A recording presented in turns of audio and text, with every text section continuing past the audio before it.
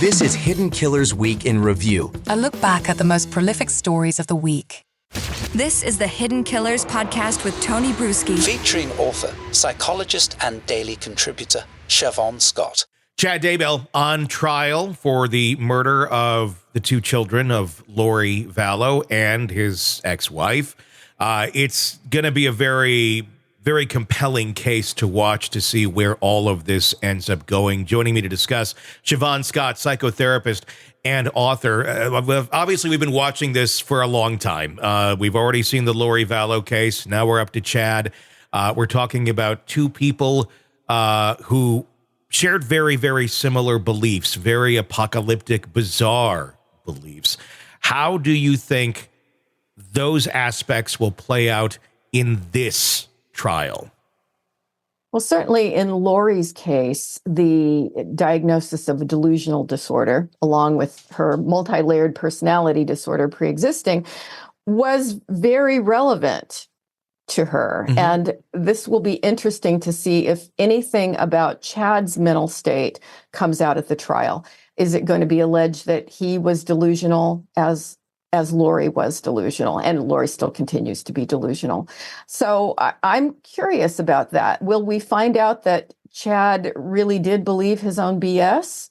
Is he delusional, or was this all just more of a game about his ego and having a cult of followers? Is it possible for someone like Chad to come out of those delusional states? I mean, once you get there and you're believing that you and Lori were married in a past life, the kids are, or multiple past lives, the kids are zombies. I mean, just way out there thinking.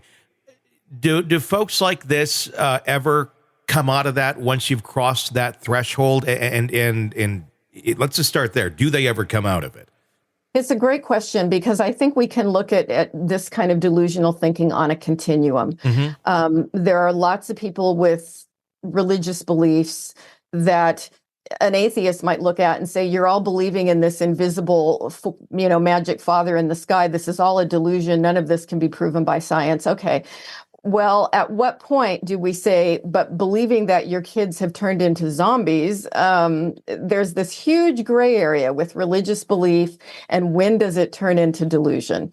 I think you have to, again, look at it case by case. It's hard to tease apart, because we do want to be respectful of everybody's religions. But mm-hmm. I think when it's in the context of the culture, it's normal in the culture. So these folks came out of the Mormon culture. Mm-hmm. It's not considered crazy within the context of that culture. But when you get into a belief that is even considered bizarre in the culture, and it's causing negative side effects or negative consequences are coming from it, that's when you have to say, okay, let's look at the extreme of this belief, the harm that it's causing, and does this fit the criteria for delusion? And we certainly have seen that with Lori. We may see that with Chad, or we may see that he has dialed it down a lot, mm-hmm. and is in essence going the way of Alex Jones. Well, I'm just an entertainer here, and these were stories I told, mm-hmm. As we would have said, Alex Jones was clearly delusional, but he didn't really believe it, when he got called out on it, it was like, well, this was just for entertainment, folks. Yeah. So we don't really know where Chad is going to go with it at this point. I have a friend who's an elderly retired physician, very intelligent lady. Her husband passed away, and now every time she sees a butterfly, she says it's her husband's spirit. Mm-hmm. And I think if we sat down and had a serious conversation, do you really mean this? I think she could say no, but it's a nice thing. I believe it makes me feel better. And delusions like that can be helpful for someone to heal. Exactly. It's not going to hurt anything. It doesn't hurt anything. In it's that not sort of impacting context. her day. Yeah, it's fine. And so that's that gray area. It's a fascinating thing to explore. When is belief really helping people, and when is belief turning dangerous? And what's the line there? Well, exactly. I mean, if she was, to sit there and if like a child or something swatted the butterfly away and it died, and she then pulled a gun out and killed the person who swatted the butterfly. Exactly. That's dangerous. Yeah. You nailed it. Yeah. That's the line we have to analyze in trying to tease this stuff apart. Yeah. And with so much of this belief connected to a religion, connected to God, and people, I mean, they attach to that in scary ways sometimes that get to quite extreme delusions. You had mentioned earlier, we need to respect everybody's religion. Do we need to stop doing that? Do we need to stop respecting everyone's religion? And I guess, at what point do you say, this one's respectable, this one's not? Because I know.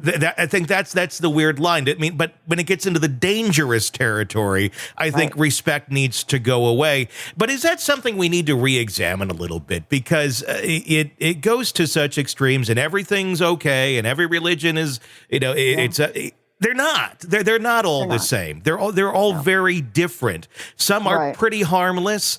Some teeter on that brink of, if one of your people has a mental disorder or something, they could go bad pretty quick. And that would be most, in my opinion, of the Mormons, of where it's like, okay, for the most part, your organized temple stuff, you're all pretty harmless, whatever. But then you push it a little bit further and you get to this territory. And that's why we see such a crazy, unbalanced amount of people coming out of that organization doing these crimes. I mean, it's completely unbalanced for the amount of people that are actually members of that church compared to the amount that are involved in serious homicides and things of that nature. I agree completely. And this is a frequent topic of conversation at my dinner table, the whole issue of faith. I was raised in a Pentecostal church as a kid.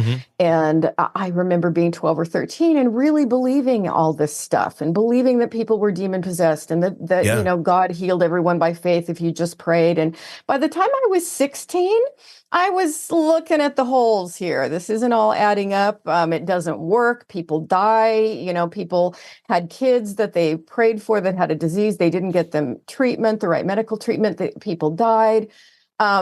I was able to, as a thinking person, by the time I was 18, I was done with all of that, so that's my own personal history with it. But when we try to say, but we want to respect everyone's faith, you look at a country like Afghanistan and the interpretation of Islam that's going on over there. I'm sorry, that's not a faith I can respect. And of course, just with Christianity, there are all kinds of ways of interpreting and acting out your faith. And some can be very benign and some not so much. But I think humans are wired to have belief. I think this is just in our DNA because you find it across everywhere there are humans, you will find beliefs in supernatural things. So it's quite a challenge to determine as a culture, as a society, how do we balance people's need to have a belief system with being aware and wise about the potential dangers that can go when things go too far, when people get delusional, and when you have people who really have dark motives, just putting the belief on as a way to justify their desire to have a cult and have power. Yeah. I mean, and if you just look at it logistically and how it all works, it's very much, it starts in childhood. It's indoctrination. And I mean, I grew up in a Lutheran church, and it was like, and that's what is preached. That's like literally in the Bible, bring the kids and teach the kids young. And okay. Is that, if everybody didn't quite go into that world of learning about these things till they could fully kind of grasp what they're understanding and talking about, I don't think they'd have as many members. I think there'd be a lot of people like, yeah, I don't know about this. But if you get indoctrinated into it early, there's that there's a feeling to it. There's a nostalgia to it. And I think a lot of people almost stick with that just because of those factors of the nostalgia, of the warm and fuzzy. And I don't want to let mom and dad down. I don't want to let whoever else down. Is that why we have or what enables some of these more extreme beliefs? Because, well, this is what they did. It's what I'm going to do. I mean, it can happen in a fairly, non-controversial setting, like a Lutheran church, but it can also happen in, extremist settings like this. Right. And I think, in a healthy developing young person, as they get older, they start to analyze the belief system that they were given as kids, and they can choose, okay, this is what really fits for me. this goes with my own morals and ethics and the way I look at the world. And then this other stuff, not so much. And so, I think when you see healthy people, they may not stay in the faith, and they may say, well, there were some good things I took away from it, but I'm not into all that. But you do have people that swallow it whole. And it does seem in some of these aberrant families, like the Vallow, situation with Lori, they took it, everything they were raised in, and then they put it on steroids and became even more obsessed and strange and out there with it. So it's something that I think, it would do people good to sit down and ponder and think about it and assess, really, what do I want to have my kids grow up with here? Hopefully we want them to be able to think for themselves and assess these things. Sick of the ads? We are too. Start listening with no commercials now and get access to all of our episodes in advance of everyone else. Become a True Crime Today Premium Plus subscriber on Apple Podcasts. Search True Crime Today Premium Plus on Apple Podcasts or go to our podcast page and sign up now. True Crime Today Premium Plus. Sign up now.